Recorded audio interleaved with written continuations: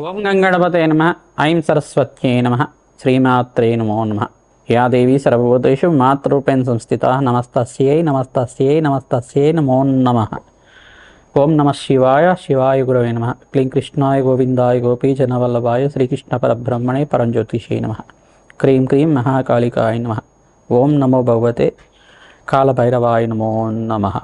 శ్రీరామ జయ రామ జయ జయ రామ రామాయ నమో నమ. జయ గురు దత్తాత్రేయాయ నమ. రామ్ దత్తాత్రేయాయ నమ. యూట్యూబ్ ప్రేక్షకులకు అందరికీ కూడా నమస్కారం అండి. నేను పాలపర్తి గురునాథ శర్మ, జ్యోతిష్యం వాస్తు సిద్ధాంతిని. మీకంతా కూడా గోచారరీత్యా గ్రహాల యొక్క స్థితిగతి కలియిక వాటి ప్రభావం అంతా కూడా విశ్లేషణ చేయడం జరుగుతుంది. ప్రధానంగా చూసుకుంటే ఈరోజు చెప్పబోయే టాపిక్ ఏంటంటే ఈ యొక్క రాహుకేతు ప్రభావం వల్ల జాతకరీత్యా జన్మజాతక వశాత్తు కొంతమందికి అంతా కూడా రాహుకేతులు ఈ స్థానంలో ఉంటే కనుక దోషకారిగా ఉంటారు. ఏ స్థానాలు అని చెప్పేసి అంటే ప్రధానంగా చతుర్థ స్థానము, అష్టమ స్థానం అని చెప్పేసి అంటారు. జాతకరీత్యా ఎవరికైతే కనుక ఈ స్థానంలో రాహువు కానీ కేతువు కానీ సంచారం చేస్తుంటాయి లగ్నవశాత్తు, దాన్నంతా కూడా చతుర్థ స్థానంలో రాహు కానీ కేతు కానీ సంచారం చేస్తే ఏ లగ్నమైనా ఉండొచ్చు, ఏ రాశి అయినా కావచ్చు, ఎవరైనా కానీ దీనికి ఆ దోష ప్రామాణికం అనేది చెప్పడం జరుగుతుంది.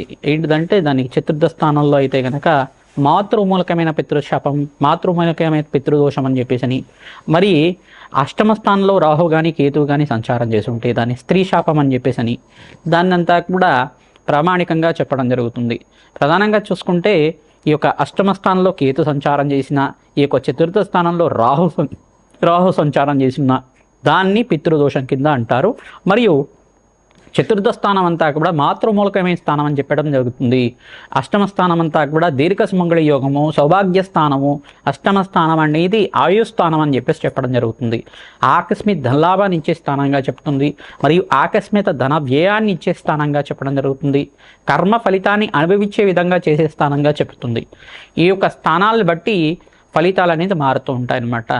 ఈ యొక్క లగ్నవశాత్తు మీరు చూసుకోవాల్సి ఉంటుంది. మేషాది ద్వాదశ రాశుల వాళ్ళకి ఇప్పుడు చెప్పబోయే టాపిక్ ఏంటిదంటే స్త్రీ శాపం కానీ మాతృమూలకమైన పితృదోషం కానీ ఉంటే కనుక, మాతృమూలకమైన పితృదోషం కానీ మాతృమూలకమైన మాతృశాపం కానీ ఉంటే కనుక ఈ యొక్క జన్మజాతకంలో మీకు అంతా కూడా ఆలస్య వివాహం అవడం కానీ, లేకపోతే ఆలస్య సంతానం అవుతుండడం కానీ, ఈ యొక్క ఎదుగుదల లేకపోవడం కానీ, వృత్తిలో కానీ ఉద్యోగంలో కానీ ఎంత ప్రయత్నం చేసినా అనుకున్న స్థాయిలో ఎదుగుదల లేకపోవడం, ఆర్థికంగా కుంగిపోవడం, ఆర్థికంగా నష్టపోవడం కానీ జరుగుతుండడం, ప్రధానంగా ఆస్తి నష్టం పోవడం మీకంతా కూడా జరుగుతూ ఉంటుంది. ప్రధానంగా స్థిరాస్తి అంతా కూడా ఎంత ప్రయత్నం చేసినా కొనుక్కోలేకపోవడం, గృహయోగం అంతా కూడా ఎంత ప్రయత్నం చేసినా కొనుక్కోలేకపోవడం, భూ సంపద అంతా కూడా ఎవరి చేతిలో మీరంతా కూడా నష్టపోవడం అనేది జరుగుతూ ఉంటుందన్నమాట. ఎవరి వల్ల అయినా కానీ స్త్రీ శాపం కానీ ఇవన్నీ ఉంటాయి కనుక దీన్ని ప్రామాణికంగా అంతా కూడా జాతకరీత్యా ఉండే దోషాలకంతా కూడా జ్యోతిష సిద్ధాంతాలతోటి మీ జాతకాన్ని అంతా కూడా జన్మ జాతకాన్ని విశ్లేషణ చేయించుకోవాలి. అందుకే ఈ యొక్క కర్మ ఫలితాన్ని అందరూ కూడా అనుభవించే విధంగా ఉంటుంది. కానీ దాన్ని పరిహార సిద్ధాంతం ప్రకారంగా, పరిహార శాస్త్రంలో చెప్పిన విధానంగా, తంత్రశాస్త్రంలో చెప్పిన విధంగా మీకు అంతా కూడా పరిహారం అంతా కూడా చేయించడం జరుగుతుంది. యజ్ఞ హోమాది కార్యక్రమాలు, దానాలు, గోమాత సేవ, తర్వాత రావి చెట్టుకి వేప చెట్టుకి వృక్షరాజానికి అంతా కూడా ప్రతిరోజు కూడా 27 ప్రదక్షిణాలు చేయడం, అవకాశం ఉంటే కనుక పనస చెట్టుని అంటే పనస మొక్కనంతా కూడా నాటడం, పనస మొక్క దగ్గర ఆవనీయ దీపాలను అంతా చేయడం, ఎవరైతే కనుక దేవాలయ ప్రాంగణంలో పనస మొక్కని అంతా కూడా నాటుతూ ఉంటారో మీకంతా కూడా సకల గ్రహదోష నివారణ కలుగుతుంది. పితృశాపం నుంచి, మాతృమూలకమైన పితృదోషం నుంచి కానీ, మాతృమూలకమైన మాతృశాపం నుంచి కానీ బయటపడడానికి ఆస్కారం ఉంటుంది. సర్పదోషము, సర్పశాపం అంతా కూడా కారణం రాహుకేతులు అవుతారు. ఈ యొక్క స్త్రీ శాపం కానీ, మాతృమూలకమైన పితృదోషం కానీ, మాతృశాపం నుంచి బయటపడడానికి కానీ ఎటువంటి పరిహారాలు ఆచరించాలి, ఎటువంటి దోషాలంతా కూడా జన్మజాతకం వశాత్తు, లగ్న చక్ర వశాత్తు మేషాది ద్వాదశ రాశుల వాళ్ళకంతా కూడా వర్తిస్తాయి. రాహుకేతు ప్రభావం వల్ల ఎటువంటి పరిహారం అంతా కూడా చేసుకుంటే అఖండమైన ఐశ్వర్య ప్రాప్తి కలుగుతుంది, వంశాభివృద్ధి కలుగుతుంది అంతా కూడా తెలుసుకోవడం జరుగుతుంది.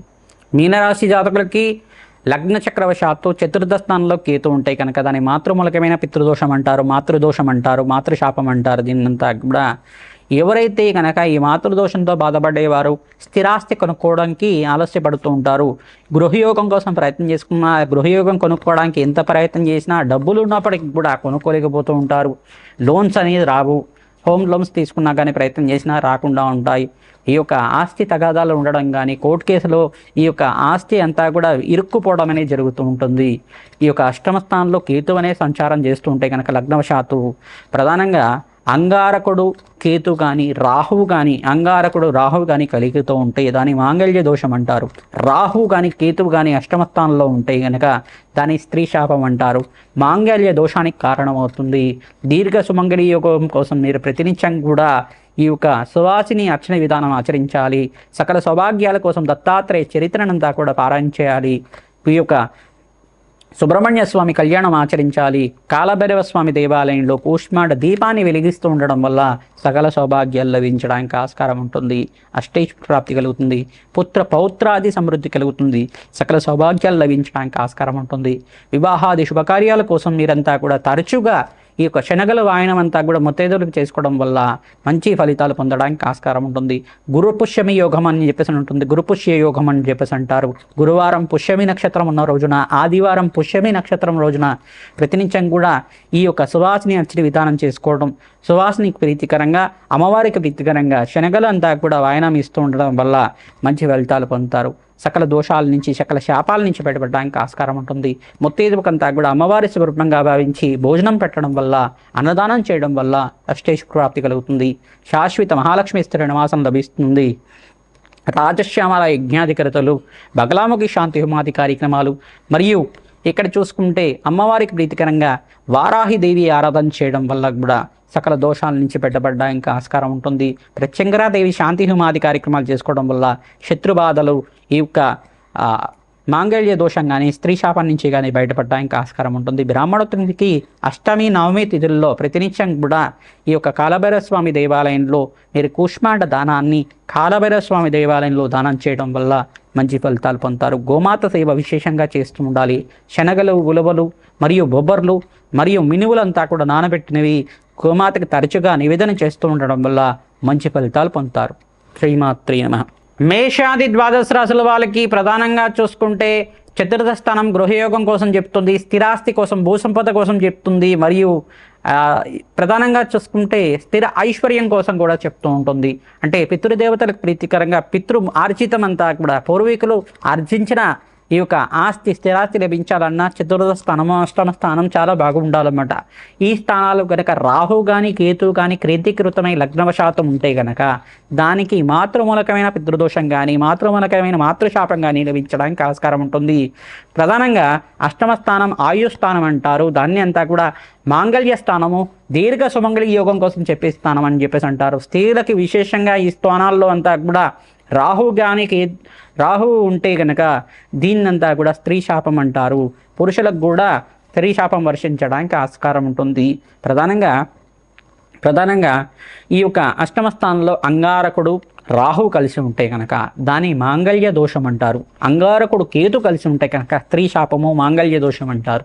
దీని నుంచి బయటపడడానికి ప్రతినిత్యం కూడా సువాసిని అర్చన విధానం ఆచరించడం, ప్రతినిత్యం కూడా దేవతా కళ్యాణం ఆచరిస్తూ ఉండాలి.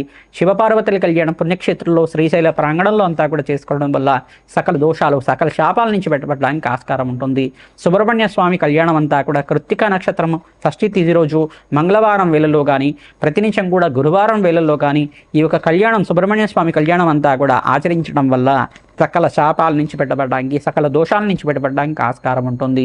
పుణ్యక్షేత్ర దర్శనాలు ఆచరించాలి. ప్రధానంగా దత్తాత్రేయ పుణ్యక్షేత్రాలు కానీ, ప్రధానంగా శ్రీకృష్ణ పరమాత్మ యొక్క పుణ్యక్షేత్రాలు కానీ, ఈ యొక్క అరుణాచలం పుణ్యక్షేత్రం కానీ, శ్రీశైల పుణ్యక్షేత్రం కానీ, కాశీపట్నం కానీ, ప్రధానంగా కాశీ పుణ్యక్షేత్రంలో కానీ మీరంతా కూడా అన్నదానం చేయించడం వల్ల, అభిషేక హోమాది కార్యక్రమాలు ఆచరించడం వల్ల సకల సౌభాగ్యాలు లభించడానికి ఆస్కారం ఉంటుంది. దేవీ భాగవతాన్ని పారాయణం చేస్తూ ఉండాలి. సువాసిని అర్చన విధానం చేస్తూ ఉండాలి.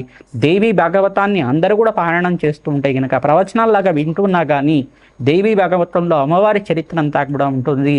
తద్వారా అమ్మవారి అనుగ్రహం అంతా కూడా శీఘ్రంగా లభిస్తుంది. మీకంతా కూడా సకల దోషాల నుంచి బయటపడి శీఘ్ర కళ్యాణ యోగం సిద్ధిస్తుంది. సకల శాపాల నుంచి బయటపడడానికి మీరంతా కూడా ఈ కార్యక్రమాలు చేయాలి. ప్రధానంగా శాంతి హోమాది కార్యక్రమాలు చేయాలి. ప్రధానంగా రాజశ్యామల యజ్ఞాధికృతలు, మాతంగేశ్వరి మూలమంత్ర జపాలు, తర్వాత బగలాముఖి శాంతి హోమాది కార్యక్రమాలు, కమలాత్మికాదేవి మూలమంత్ర జపాలు అంతా కూడా ఆచరించడం వల్ల జన్మజాతకంలో ఎటువంటి ప్రబలమైన దోషాలు ఉన్నా కానీ పరిహారం అవడానికి ఆస్కారం ఉంటుంది. శ్రీమాత్రే నమః.